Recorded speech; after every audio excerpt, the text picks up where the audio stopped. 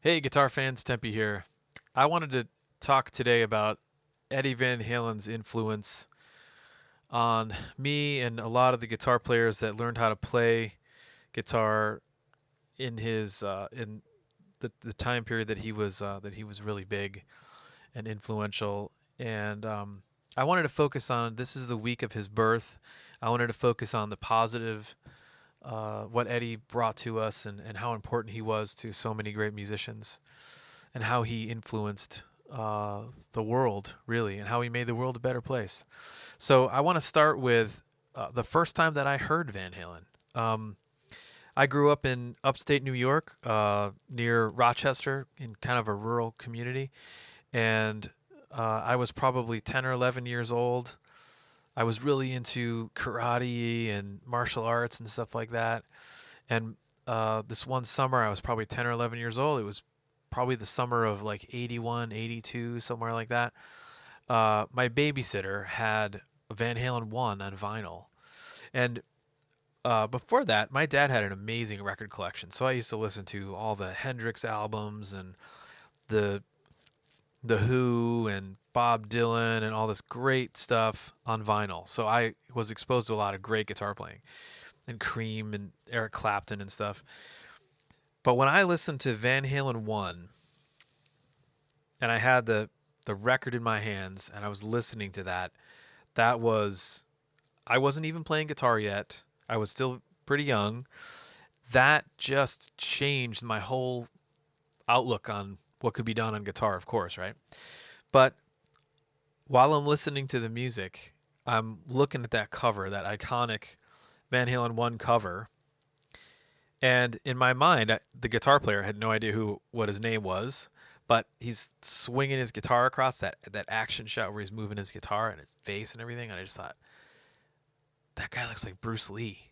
That's what I thought in my mind, and um, that was around the time that I started to get serious with my buddies about playing guitar. I was actually the acoustic guitar back there was my dad's old Martin, and I learned how to play some open chords on that. And I started to get kind of serious about it and try to take it up a little bit more. And my mom bought me an electric guitar from a coworker. It's right here, still have it. Right here, you can see it's called an Audition. Never heard of them, but you can see it's been messed with, it's been altered, and that is a direct influence of Mr. Van Halen for sure. The guitar had a metal pickguard on it, and I can't remember if I think it had one pickup. Um, but I just even at that early age, I was so interested in the fact that Eddie would mess with his guitars. He was always tweaking them and adding things to them and building them, and I just thought that was so cool. So I didn't do it while I had this. This was my only guitar. I didn't do these modifications to it. It was after I got my next guitar that I started to play around with this one. But that really stuck with me. In fact, it was I remember just being interested in how they were built, and I remember looking in the cavity when I pulled this thing apart the first time to see what was going on in there, and I looked inside the cavity here, and it looked to me like the guitar was layered, like layers of wood in there. I didn't know what a router was, and so I thought that it was layers of wood. They would, cut out and just stack them up and then glue it together. And I remember calling my mom at work, like, "Mom, I think I figured out how they build guitars." And of course, I didn't know anything about a router, like I said, but um, that was an early influence from Eddie for sure, with the fact that he messed with his guitars and always was tweaking them. I love that. Later, what I did after I got my other guitar, which I'll show you in a minute, I filled this in, and it was a metal pickguard, and I wanted to cut it like Eddie's Frankenstrat. So I actually cut it and glued it back in, and I had to actually I filled this in with wood putty, I believe that's what that is, and I had to run the cable through there for the pickup. But my goal was to paint it and everything. But I actually built. It was sort of a proof of concept, but that idea of that maybe the guitar is layered wood.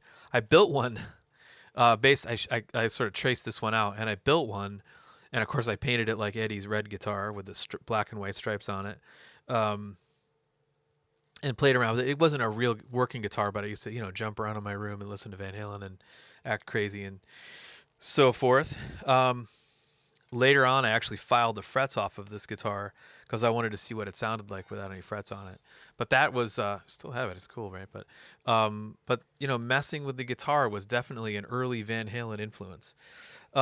So when I was a kid, this, like I said, this was in the early '80s.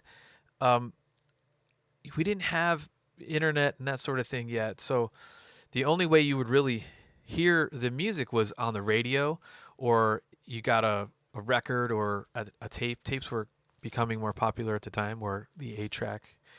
Um, but there wasn't like I said, the internet didn't exist yet, so you didn't have access to video anytime you wanted to see it, or having someone show you how to play it, or tons of concert footage, or interviews with Eddie Van Halen. Like, none of that existed. You really had just any audio from records and magazines. So you saw a lot of pictures, but not much video at all, which made it tough when you wanted to try to learn how to play the guitar, try to figure those parts out. You didn't have even the ability to slow the music down easily. In fact, when I really got into Eddie, I didn't even know what his voice sounded like. I barely saw any video of him, or just images of him moving. It was a lot of static pictures. So I had this. I remember a couple things before I started playing guitar. I'm in like junior high. I remember a lot of the cool kids had gone to see the Diver Down tour. Not that I knew much about what anything about that tour, but I remember all the kids wearing the cool T-shirts with the black sleeves, which is not a T-shirt. I don't know what you call those shirts, but they were white. They had black sleeves, and it had the Van Halen line with sunglasses on it. I remember it said Diver Down on it. Super cool. And I remember this story, and I have not been able to verify if it's true or not. But sometimes those stories they influence you, even though you don't. They may not be true. But the story is that when Van Halen played the Rochester War Memorial, which is near where I grew up, their sound system was so loud that it cracked the glass on the outside foyer of the venue. And as a result, Van Halen was not allowed to play the Rochester War Memorial. And when the 1984 tour came through, I don't think they played Rochester, which kind of backed up that rumor. But when 1984 happened, man, it was incredible. Going back to something I said earlier, the fact that we didn't have a lot of video of Eddie, even when 1984 happened, you had videos from that album, but you had to be kind of lucky enough to have cable and have MTV, or watch Friday night videos, and maybe they would play Panama or Jump or something like that. But I think for those of us that really got into Eddie at that early age, not seeing a lot of video of him, I think that kind of had like the Jaws effect. So here's what I mean by that. In the movie Jaws, the shark was supposed to be in the movie a lot more, the fake like plastic shark, but it kept sinking, which was probably a good thing, because a lot of those scenes there was no shark at all, and so the viewer would imagine what was going on underneath, right? So I think that because we didn't see Eddie moving around all the time like you do now, it made that the mystique like even bigger. Like, it just made that, like, how is he doing that? Like, what's going on? And a lot of us just became infatuated with Van Halen. It just seemed to me like he lived in California, but it might have been Mars, for all it mattered to me. It just seemed so far away and so removed, and it just seemed very almost like humanly impossible to do what he was doing. I just could not comprehend that a human was doing that on a guitar. It just blew my mind. So that with all these, these rumors about Van Halen breaking the glass at the War Memorial, that kind of thing. Um, when 1984 happened, oh, that I was just that's when I was really getting serious about guitar, and I wanted a Kramer guitar so bad. I loved he put a he put a Kramer neck with a maple fretboard. I really wanted a maple fretboard too, but that Kramer neck on the Frankenstrat, and I had this old poster from the 1984, sorry, the Diver Down tour that was on my wall the whole time I was growing up, pretty much that whole period. And it had that Kramer guitar. The logo was like scratched out. But what I liked about the Kramer headstock was that it was like a Strat, but the end, instead of being round, had kind of a point to it. This is before that banana headstock, and I just thought that was such a cool guitar. Um, Plus the Floyd Rose. Oh, I just wanted, that was like a Ferrari to me. And now this was the '80s, so there were a lot of decisions that were happening at that time. Right now, we'd probably question them in this, in 2020 or 2021. But when I was a kid, my dad got me a motorcycle. When I say I was a kid, I mean I was 8 years old, and my dad got me a motorcycle. I don't mean a little dirt bike. I mean a motorcycle, and it was the '80s. My mom said, "You break one bone, and it's gone." So I had it for a while, um, and as I got older, I got a little more rambunctious with it. And sure enough, I got in a wreck and I broke my elbow, and I was so upset because I knew it meant I was going to have to get rid of the bike. But then I had money to get that guitar, so I got my first real guitar was, and I still have it, this Kramer Focus 3000. So it had that awesome pointed headstock. It had the Floyd Rose. Oh my goodness, I can't believe I had one.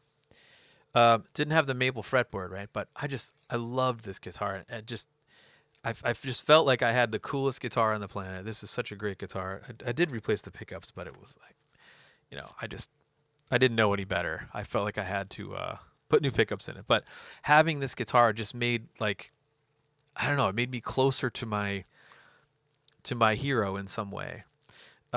So around this time, I started playing guitar with my buddies, um, playing guitar with playing music with older people, older, kids that were older than me. And I remember being really influenced by, people saying, "Hey, one older guy said, you should go take music theory classes. That's like one of the cool things you can do at school." And so I did that, and that just one thing led to another. I got into a summer program called National Summer Guitar Workshop near Albany.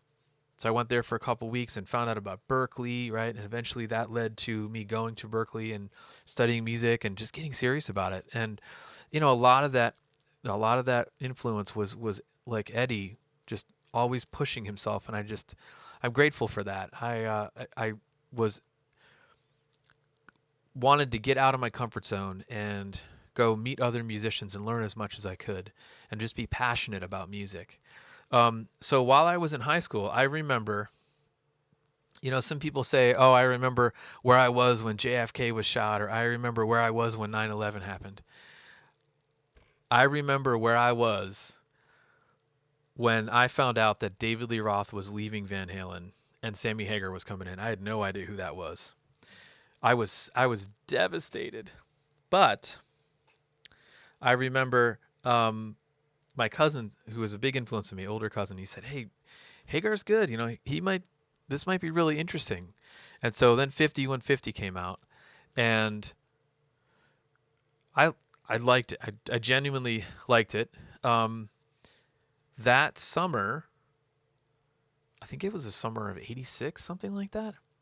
Van Halen was coming to my town. And what was interesting was they were playing at the Silver Stadium, which was the minor league baseball stadium in Rochester.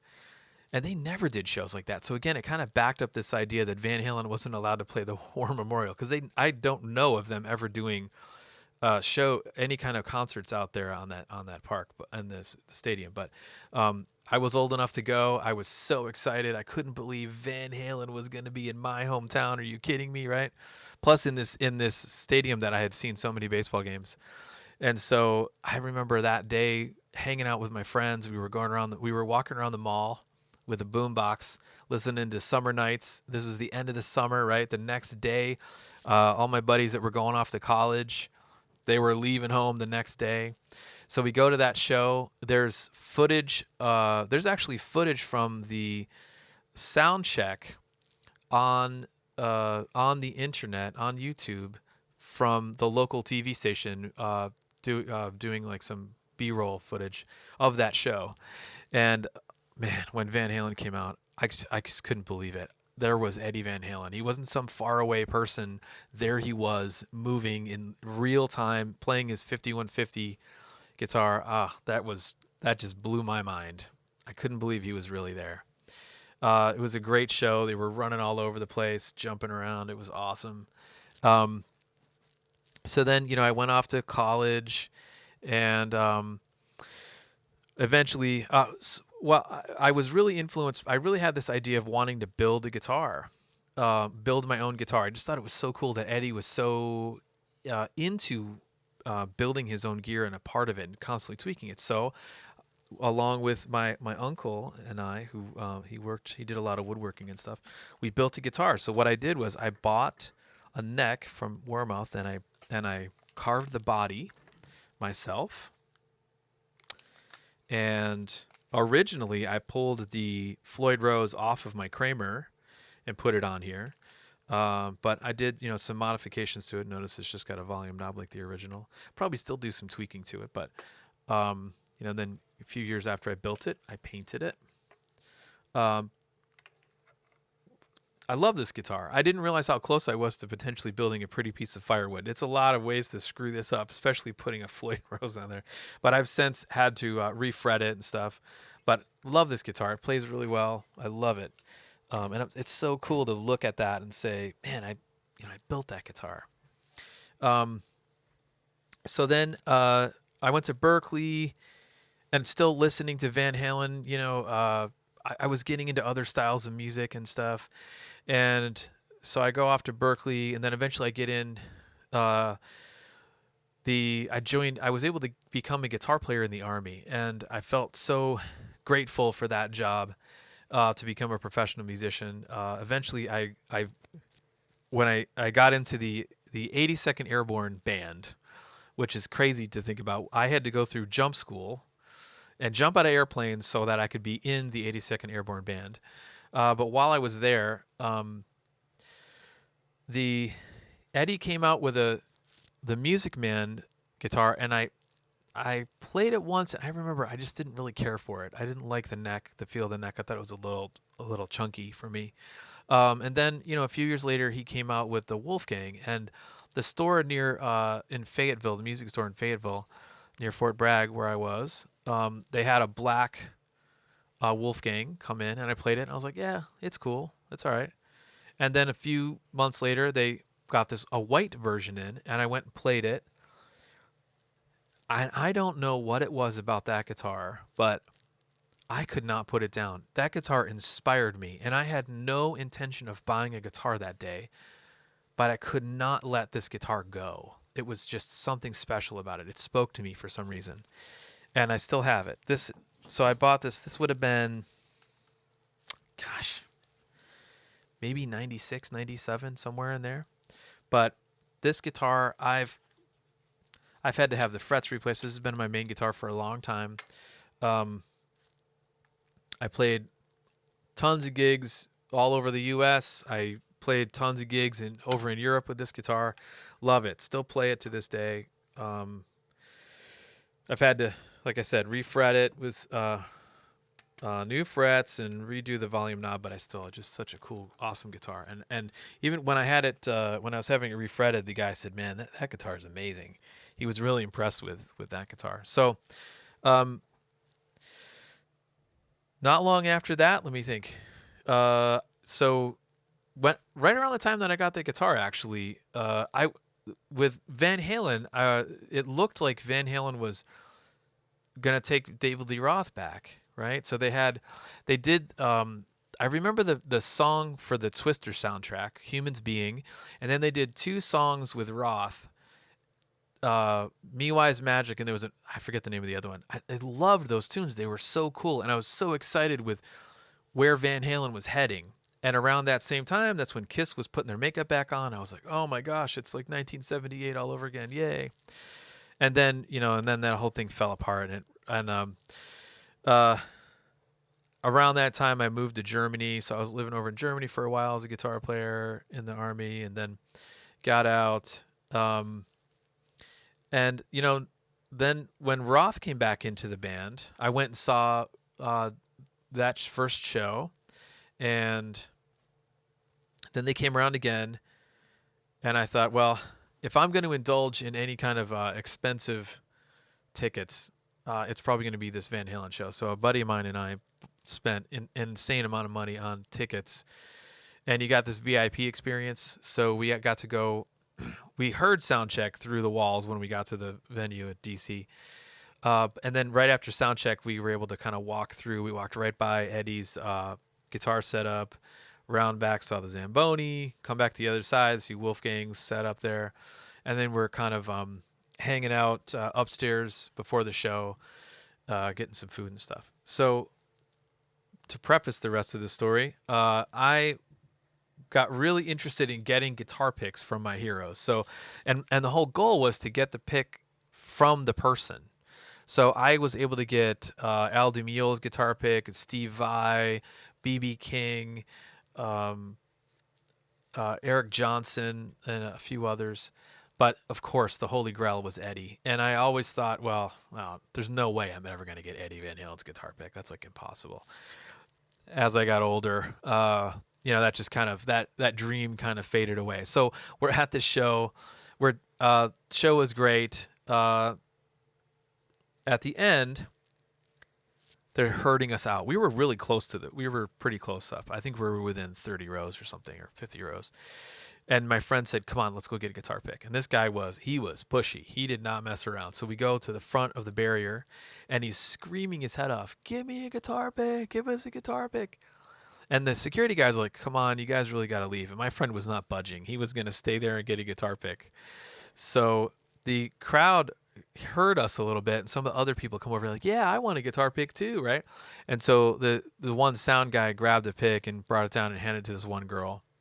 And my friend was like, give us, he just screaming his head off. So the guy who was tearing Eddie's microphone stand down took all the picks off of Eddie's microphone stand and chucked them at us, right? And the whole time I was like, come on, man, let's go. And then the guy did this, and I was like, I have a chance to get Eddie Van Halen's guitar pick, right?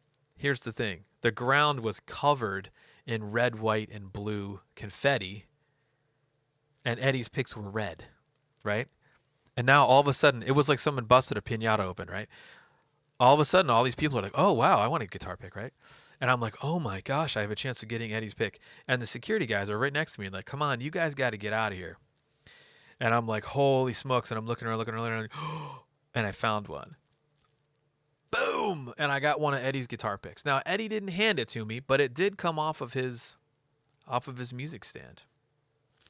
So it was like right next to him, right? Awesome. I got Eddie's pick. That was check that one off the list there. So, a few years later, by the way, all along the way, I really was following Van Halen, of course, and I'd buy the album, with the new album when it came out, and the last album, I loved it. I think it's a Different Kind of Truth. Great album. Awesome. I just think Eddie's writing is so good on that. It just sounds so relaxed and so still creative and still able to create this universe of his creativity. Just incredible. So I followed a site called Van Halen News Desk, and one day I saw this post about Van Halen being honored at the Smithsonian, and there was a live presentation, and there were free tickets. and DC is not very far from me. So I grabbed 2 free tickets and brought a friend along. So I was super excited about that, of course, but I assumed it was going to be in some giant hall. There'd be like thousands of people there. And so we get there and we're waiting in line outside the venue. And there was a lot less people there than I thought there was going to be. So we're waiting in line and I'm talking to some of the people in line. It's people came up from Florida, people came down from Maine and upstate New York and all over the place. And one of the guys in front of me said, "Oh yeah, they're going to do a meet and greet." Um, I got some information about doing a meet and greet, and I was like, "Oh, I didn't get anything about that. Maybe it's a special VIP thing." And I was like, "Oh no, I have a chance to. Did I miss the chance to meet Eddie?" So when the lady came through checking tickets, I asked her. I said, "Is there going to be a meet and greet after this?" She said, "Yes." I said, "Is everyone able to go to it?" And she said, "Oh yeah, yeah." I was like, "Oh my gosh, we're going to meet Eddie Van Halen. Are you kidding me?" So we go in. The room, there was probably 300 people there. It was tiny. I had which was great, by the way. It was awesome. But I had classes in college in larger rooms than this event for Eddie. And the whole thing is online, by the way. That whole experience is online. It was great. He talked for about an hour. He was interviewed by this journalist, and his brother was there, his son was there, his wife was there. People were able to ask questions afterwards. And when it was over with, I hightailed it out with my buddy to get to the front of that line because I didn't know if he was going to meet everybody or just a few people. So we get kind of to the front of the line and I go up. And let me tell you, there's only a few people that I've ever really wanted to meet. Steve Vai was one of them, and I got to meet him. He was cool. And Eddie was the other one. Um, and I just wanted to say thank you, but just to be in his presence, even for just a moment, and here it was. I mean, I never thought this was going to happen, and to think that earlier that day, that same day, I never thought I'd ever be able to meet Eddie Van Halen, and here it was. I was meeting him. So when it was my turn, I went up and I shook his hand and I said, "Eddie, um, I played guitar in the Army for 20 years, and I've been a professional musician my whole life, and you were a huge influence on me, and I just want to say thank you very much." And he was really cool. He said, "Oh, you're welcome, man. Anytime." And he took the picture with me, and I said, "Hey, can I get a guitar pick?" And he said, "Yeah, man. You got my last one." Boom. And he handed me his guitar pick. This is off of the 2012 tour. If you're interested, this one is it's one of the Max Grip, I believe, by Jim Dunlop, and it's a .60. It's actually kind of thin. It's like a medium, but it's got that grip on it that almost feels like a cat's tongue or something. But I just couldn't believe it. Like, wow, we got to meet him. And so we hung out a little bit. They had some snacks and stuff, and we hung out, and he met every single person in line. He normally doesn't do that type of meet and greet stuff. He's usually pretty shy about it. He met every single person there, and he was so nice, and it was incredible. Um, so not long after that, uh, there was a display called Play It Loud, I believe it was called, in New York City at the Met. And they had, I mean, probably the largest collection of iconic instruments that were used in rock.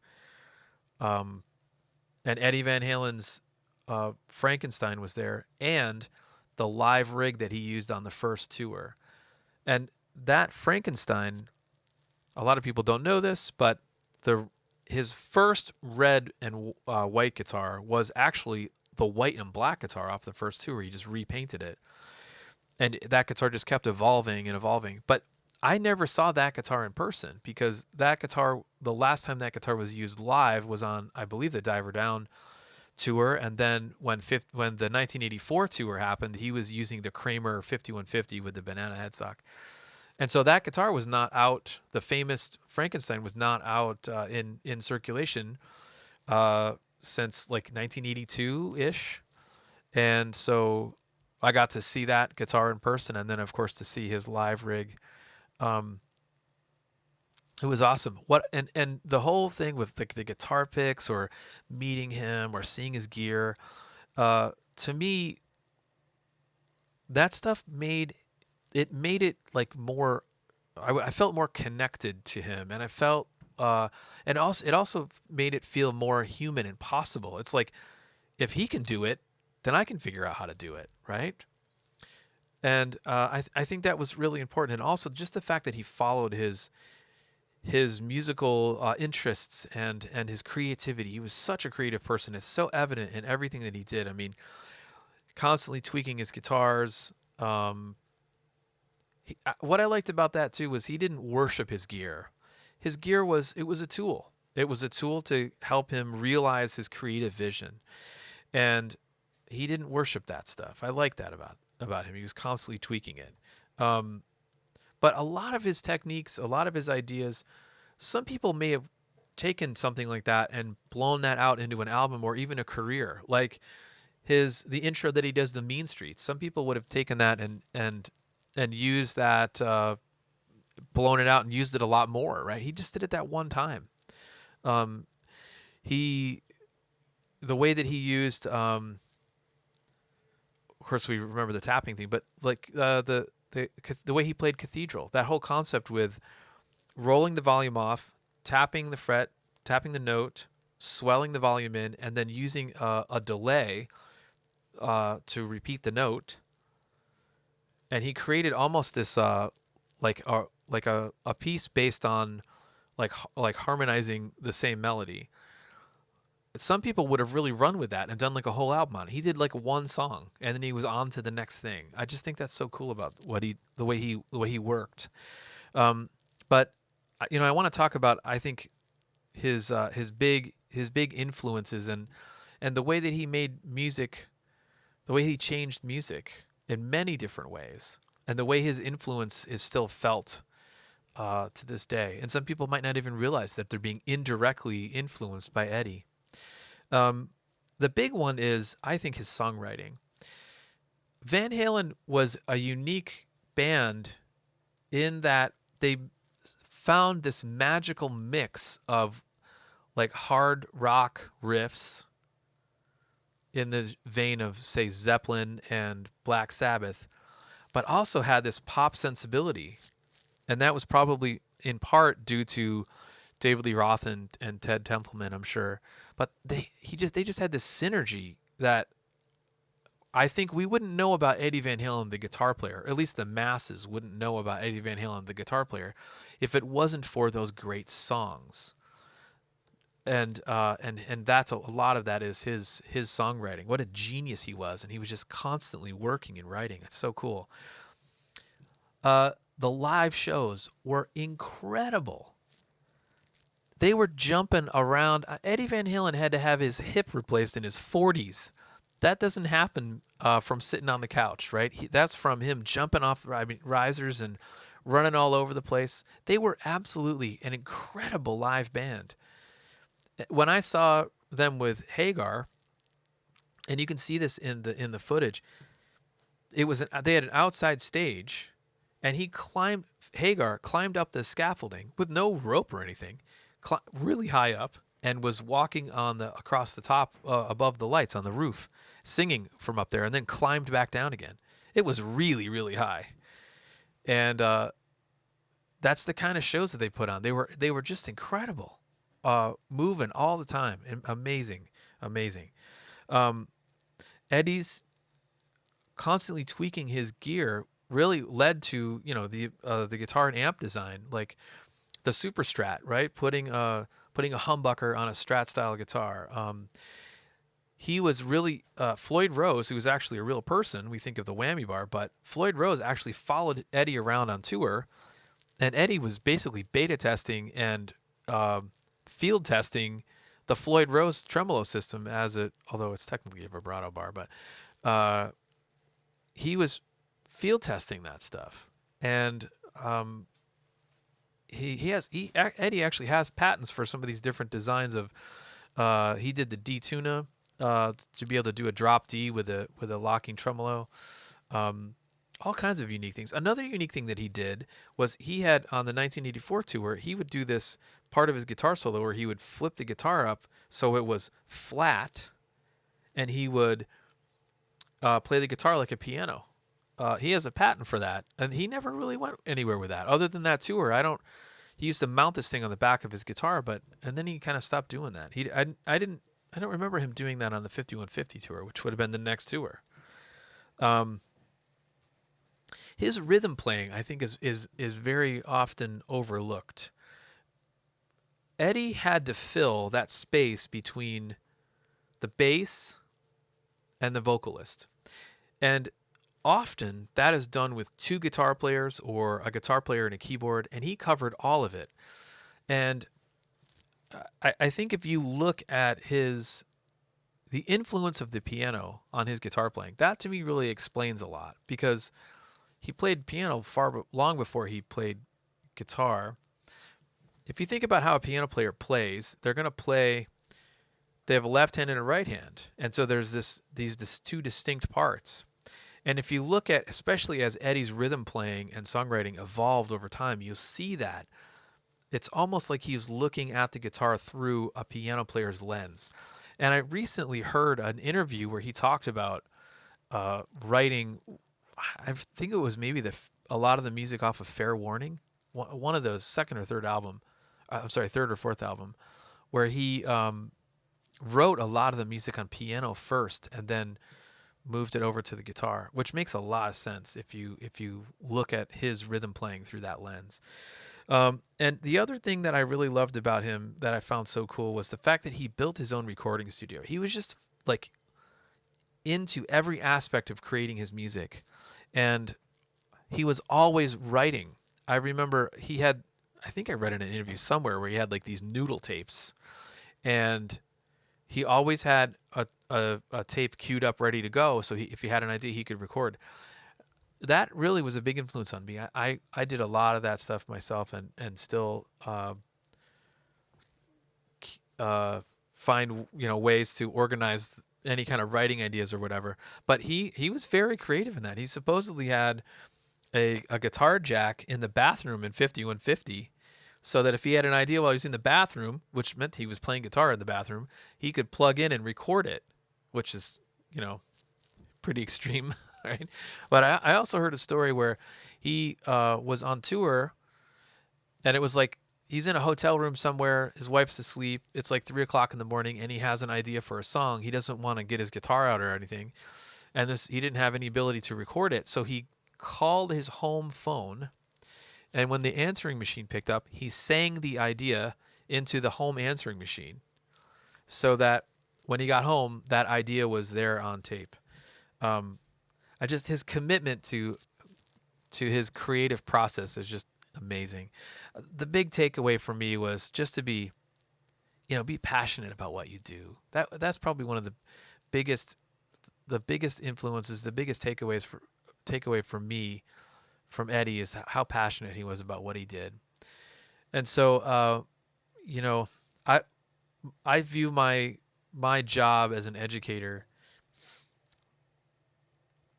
is to pass on to the next generation all this great music, and of course Eddie's a big part of that. And not only his music, but also his work ethic and his passion. And I think for all of us, we need to keep listening to his music. I feel like, gosh, it was only a little while before he died, I really started to go back and listen to those records again, and I was amazed yet again, like going back and listening to it with all these years later, knowing what I know now, and listening to his music and just being amazed by its stuff yet again, just incredible. So I think our job collectively is to tell the next generation about the greats that we grew up with, and to pass that passion on to the next generation. So I'm so glad that we had Eddie. I'm so glad that he was able to be in a place and time where he was able to get his music out to the masses, and that we were all able to witness it and to experience it. And I'm so grateful that I got to meet him. Um, and he'll be missed, but we have his music, and we have all this wonderful the legacy that we have. It's great. So go listen to Van Halen. Go tell your friends about Van Halen, and take care.